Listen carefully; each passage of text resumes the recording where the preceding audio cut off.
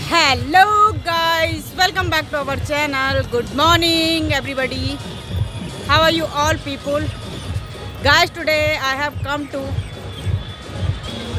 Delhi Red Fort. तो hello guys यहाँ पे चल रहा है भारत भाग्य विधाता रेड फोर्ट फेस्टिवल, जो कि काफ़ी खूबसूरत और बहुत ही अच्छे से मनाया जा रहा है। तो चलते हैं उसको देखने के लिए। ओके, तो गाइस आप पीछे की साइड देख सकते हैं, यहाँ पे नटराज की वो बनी हुई मूर्ति बनी हुई है, जो कि काफ़ी खूबसूरत लग रही है। और बैक साइड में आप देख सकते हैं यहाँ बहुत सारे खूबसूरत झूले लगे हुए हैं, जिसका आप एंजॉय कर सकते हैं। और ये आपको पता है कि ये जो उत्सव मनाया जा रहा है, ये आज़ादी के बाद का 55वां अमृत महोत्सव मनाया जा रहा है यहाँ पे। तो गाइस ये जो प्रोग्राम है अभी 3 तारीख तक होने वाला है, और यहाँ पे आप कभी भी आ सकते हैं। और यहाँ देख सकते हैं काफ़ी स्टॉल लगे हुए हैं।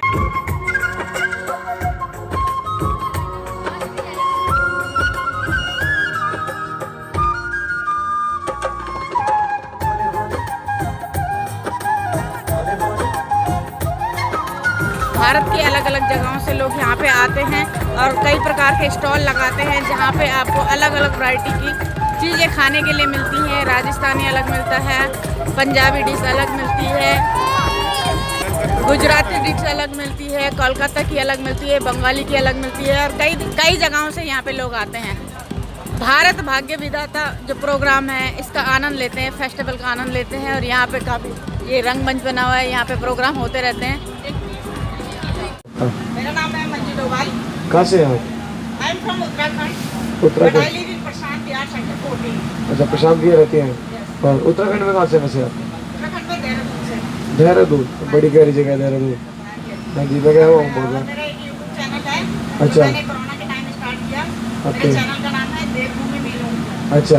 तो उसमें मैं सामाजिक वर्क, सोशल वर्क और मानव जीवन के प्रति जो मनुष्य के दायित्व हैं, मैं उनको बताती हूँ। क्योंकि मनुष्य जीवन 1,84,000 योनि के बाद होता है। हाँ जी। और उसके बाद भी इंसान भूल चुका है कि उन्हें करना क्या है। हाँ वो जी। इसलिए इस धरती पे आए हैं, क्या उन्हें करना है, उन्हें कुछ पता नहीं है। हाँ जी। तो उसको गाइड करने के लिए, और प्रकृति से मुझे बहुत प्यार है, नेचर से मुझे बहुत प्यार है। और जो अच्छे लोग होते हैं, जो प्रभु से जुड़े हैं, ईश्वर से जुड़े हैं और ईश्वर को मानते हैं, उन सब लोगों से मुझे प्यार है। मुझे सिर्फ उन सब लोगों से एक ही बात कहनी है कि आप जब भी घर जाते हो, तो जब घर पहुंचते हो पूरा दिन आपका कंप्लीट हो जाता है, और दिन के बाद आप घर जाते हो, तो उसके बाद आपको प्रभु के लिए एक बार, जिसको भी आप मानते हो, जो भी ईश्वर को आप मानते हो, एक बार क्षमा याचना जरूर करें। हे प्रभु, आपने हमें जो भी दिया है सब अच्छा है और हम यहाँ पे अच्छे हैं, लेकिन फिर भी अगर हमसे कोई गलती होती है तो उसके लिए हमें क्षमा करें। हाँ जी, बहुत अच्छी सोच रहे हैं आपकी, बहुत अच्छा काम कर रहे हैं आप। क्योंकि हमारा भी यही कोशिश है कि जो लोग हैं वो इसके बारे में समझें। ये जो हमारी हस्तियाँ हैं, हमारे वशिष्ठ, हमारे गुरुदेव वेद व्यास, जिनके बारे में हमें ज़्यादा पता भी नहीं है। आप लोगों ने महाभारत में और रामायण में सुना है, पढ़ा है, बट आजकल के बच्चों को बिल्कुल नहीं पता ये संस्कृति के बारे में, और इन्होंने क्या क्या किया। तो उसी का एक ट्राई किया गया कि इनिशिएट लिया गया लाइव स्टैचू शो के माध्यम से। क्योंकि क्या होता है ना, हम स्टैचू देखते हैं, इंस्क्रिप्शन मोस्टली हम पढ़ते नहीं हैं। मैं तो पढ़ता नहीं हूँ, क्योंकि पढ़ता हूँ तो फिर ये होता है ना कि मैं आगे क्वेश्चन क्या पूछूं। मैंने जो पढ़ा वो समझ में आ गया। नहीं, अभी का जो यूथ है, मैं यूथ लोगों से कहना चाहूँगी, जितने भी यूथ हैं उनको मतलब अभी इस बारे में कुछ पता ही नहीं है कि हमारा जीवन जो है किस लिए हुआ है। वो फास्ट लाइफ जी रहे हैं। फास्ट लाइफ की वजह से काफ़ी दिक्कतों का सामना करना पड़ता है मनुष्य जीवन में। हाँ जी, तो उसी के लिए चाहती हूँ कि मनुष्य जीवन अगर आपको 1,84,000 योनि के बाद मिला है, तो उसमें आपका मनुष्य धर्म के प्रति कुछ न कुछ दायित्व होते हैं, उन दायित्वों को और जरूर निभाएं। मेरा यही कहना है। हाँ जी, जरूर निभाना चाहिए। बाकी आपको यहाँ पे कैसा लग रहा है? बहुत बढ़िया लग रहा है। मैंने यहाँ पे घूमी और बहुत अच्छा लगा मुझे। भारत देश के काफ़ी अलग अलग लोग हैं यहाँ पे। हाँ जी। और इनकी अलग अलग डिशें हैं, बना रहे हैं यहाँ पे और बना के दिखा रहे हैं, बहुत ही बढ़िया। हाँ जी, तो ये वही बता रहा था मैं कि ये लाइव स्टैचू शो है, जो किरदार है वो अपने मुख से अपनी उपलब्धियों के बारे में बताता है, ताकि लोग समझ सकें कि उन्होंने हमारे देश के लिए क्या किया है। चाहे तो वो उनको पता नहीं है उस बारे में, या हम वैल्यू नहीं करते हैं। जैसे शिल्पकार है, हम उसको अगर रोड पे देखेंगे तो हम क्या कहेंगे, मटका ही तो बना रहा है, उसका काम है मटका बनाना। बट जिस थाली में हम घर पे खाते हैं, जिस पैन में हम खाना बनाते हैं, वो सब डिज़ाइंस उन्हीं के दिए हुए हैं। अच्छा, मैं सबसे पहले आपसे आपसे ये कहना चाहूँगी कि कला का मतलब क्या होता है? आप कला का मतलब क्या समझते हैं? Art, What is art? कला मेरे हिसाब से कला कोई भी चीज़ जिसको आप प्रदर्शित कर सकें, जिससे आप किसी को नॉलेज दे सकें, जिससे आप किसी चीज़ को आपके सिखा अंदर सकें। कोई भी चीज़ हो उसकी आर्ट होनी चाहिए। कोई भी आप काम कर रहे हो उसका आर्ट होना चाहिए और अच्छी वे पे होना चाहिए। हाँ जी। जैसे कि सांसारिक जीवन जो हम जी रहे हैं वो भी एक आर्ट है। हाँ जी। उसको किस तरह आपने जीना है, 84 लाख योनियों के बाद आपको जन्म मिला है, किस तरह आपने वो जन्म पूरा करना है, किस तरह उसके हाँ जी। कर्तव्य निभाने हैं। मतलब इसमें हमेशा अच्छा काम करना चाहिए। हाँ अपना जी। मतलब योगदान ऐसा होना चाहिए कि मैं जो काम कर रहा हूँ वो अच्छा कर रहा हूँ। अगर आपको किसी को देख के दर्द होता है, किसी को देख के दर्द होता है, तो समझो आप इंसान हो। हाँ अगर जी। आपको वहाँ पे दुख नहीं हो रहा तो आप राक्षसी प्रवृत्ति में जी रहे हो। आपको इंसानी जीवन में आने के लिए काफ़ी कष्टों का सामना करना पड़ेगा और काफ़ी अच्छी चीज़ें सीखनी पड़ेगी उसके लिए। हाँ जी।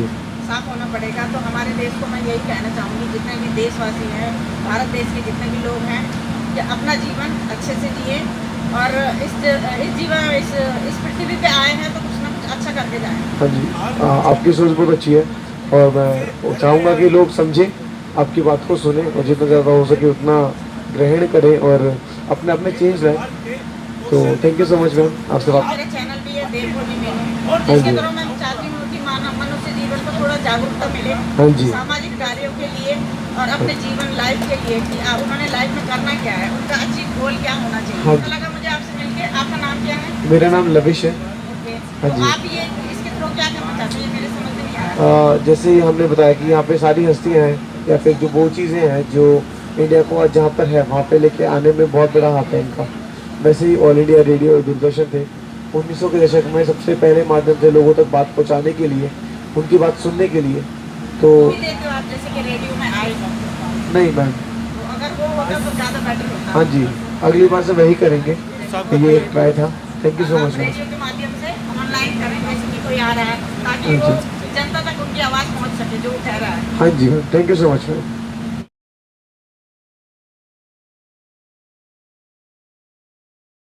चलिए दोस्तों, अब मैं बताने जा रही हूँ आपको, यहाँ पे जितने भी बाहर से लोग आए हुए हैं काफ़ी भगवान का किरदार निभा रहे हैं। कुछ लोग चाणक्य बने हैं और कुछ किसान बने हैं और अपनी अपनी तरफ से किरदार निभा रहे हैं। चलिए उनसे बात करते हैं और जानते हैं वो कौन कौन सा किरदार निभा रहे हैं और उसके बारे में उनको क्या क्या जानकारी है। सो हेलो सर, आपका नाम क्या है? मेरा नाम है जी राम सिंह। मैं हाँ जी किसान। ओके, किसान जी। तो आप मतलब क्या कैरेक्टर है आपका इसमें? करेक्टर मेरा किसान का ही है जी। किसान। मैं बता रहा हूँ हरी क्रांति के बारे में। हाँ जी, बताइए। ਕੀ ਤੁਸੀਂ ਹਰੀ ਕ੍ਰਾਂਤੀ ਬਾਰੇ ਜਾਣਦੇ ਹੋ? ਨਹੀਂ ਜਾਣਦੇ? ਮੈਂ ਦੱਸ ਦਿੰਦਾ।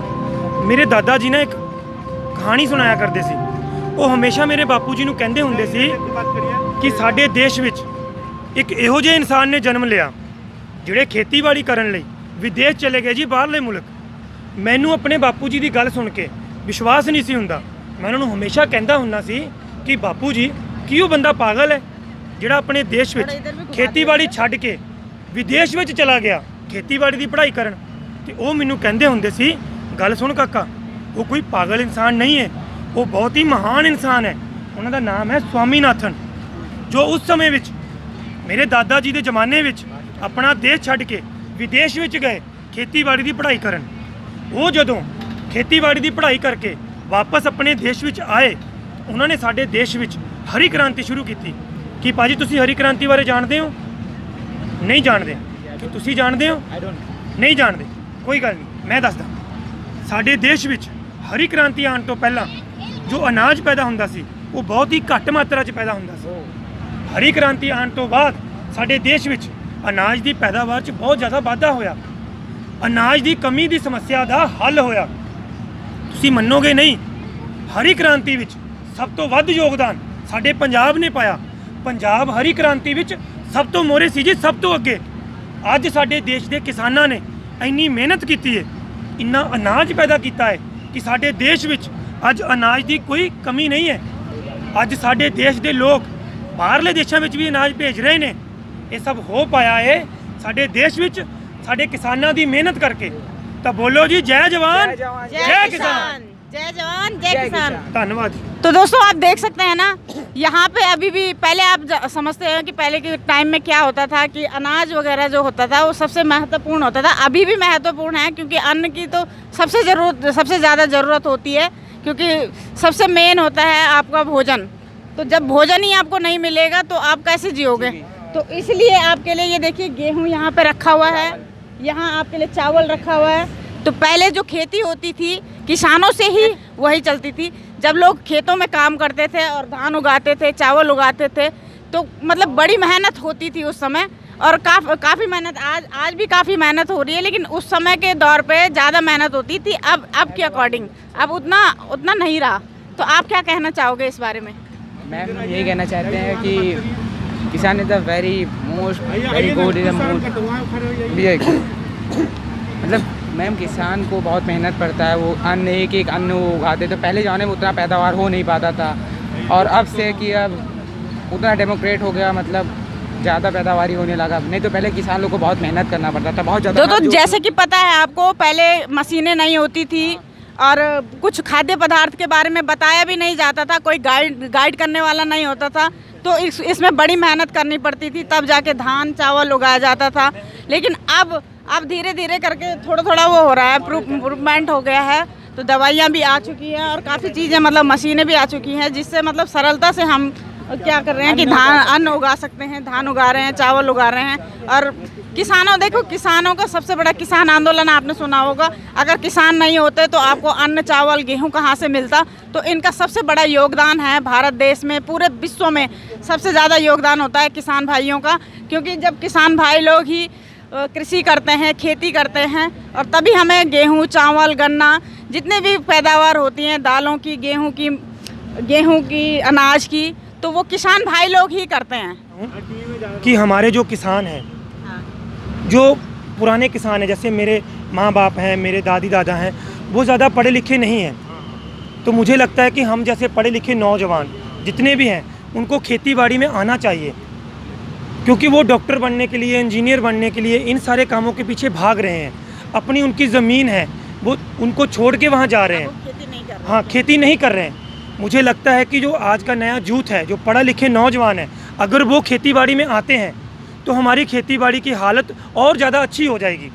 क्योंकि अगर पढ़ा लिखा किसान होगा, वो नई नई टेक्नोलॉजी के बारे में जानता होगा, नए नए बीजों के बारे में जानता होगा, तो अच्छी फसल होगी। अगर आप ये सब नहीं भी कर सकते, अगर आप खेती बाड़ी में नहीं भी आना चाहते, तो आपके माँ बाप हैं, दादी दादा हैं, गांव में पुराने बुज़ुर्ग हैं जो ज़्यादा पढ़े लिखे नहीं हैं। आप पढ़ लिख गए हो, आप इंटरनेट यूज़ करते हो, आपको पूरे देश विदेश के सब पता है, मोबाइल चलाते हो। आप उनके साथ थोड़ी देर बैठिए, आधा घंटा 1 घंटा जितना भी समय आप दे सकते हैं उनको दीजिए। आप गूगल से सर्च कीजिए, आप उनको टेक्नोलॉजी के बारे में बताइए, कौन सी फसलें उगानी चाहिए उनके बारे में बताइए। क्योंकि वो गेहूँ चावल गन्ना इन्हीं फसलों में फंसे हुए हैं, ये तो होते ही हैं।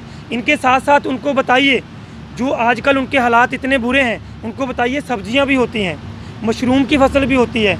आप उनको खेती के तरीके बताइए। वगैरह का इस्तेमाल नहीं करते थे हम, तो हमारा स्वास्थ्य बिल्कुल ठीक रहता था, सब्जियां बिल्कुल अच्छी आती थी। लेकिन अब की जो ऑर्गेनिक फ्रूट में भी हो गया, सब्जियों में भी हो गया, सब में मतलब इंजेक्शन के द्वारा पैदा की जाती है, वजह से बहुत नुकसान हो रहा है। तो उसके बारे में क्या कहना चाहोगे आप? देखो, ऐसा है कि दवाइयों की भी ज़रूरत है। जब आप बीमार होते हो तो आप दवाई लेते हो ना, सिर्फ आयुर्वेदिक तो नहीं दवाई लेते ना, जो इंग्लिश दवाइयाँ हैं वो भी तो लेते हैं ना। दवाई का मतलब है उसे दवाई के तौर पे यूज़ करना।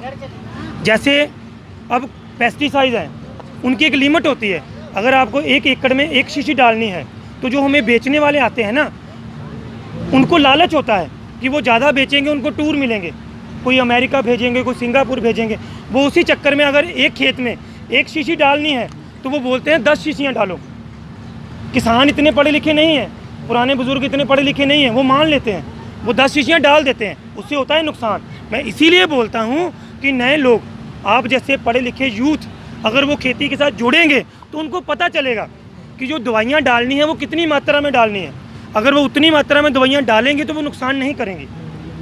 तो मैं यही बोलना चाहता हूँ कि आप नेचुरल सब्जी होनी चाहिए, नेचुरल चीज़ें होनी चाहिए खाने के लिए। नेचुरल ही होती हैं, लेकिन चीज़ों की ज़रूरत है ना, दवाइयों की ज़रूरत है, लेकिन एक मात्रा, उसकी एक लिमिट होती है, उतनी ज़रूरत है।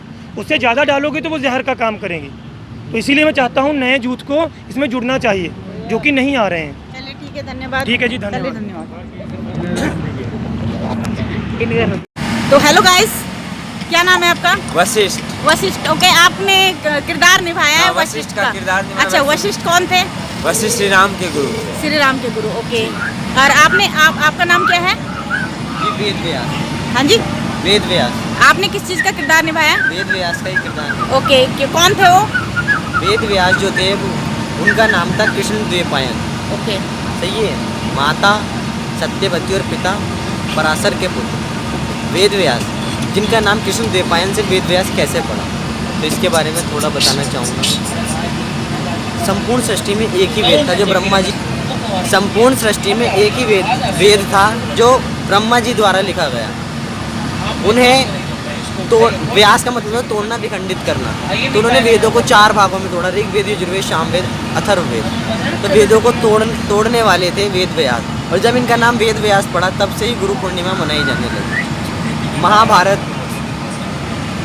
और ब्रह्मसूत्र, पुराण, व्यास, वो वेद, ये सब वेद व्यास जी ने शून्य से अनंत तक का ज्ञान सब।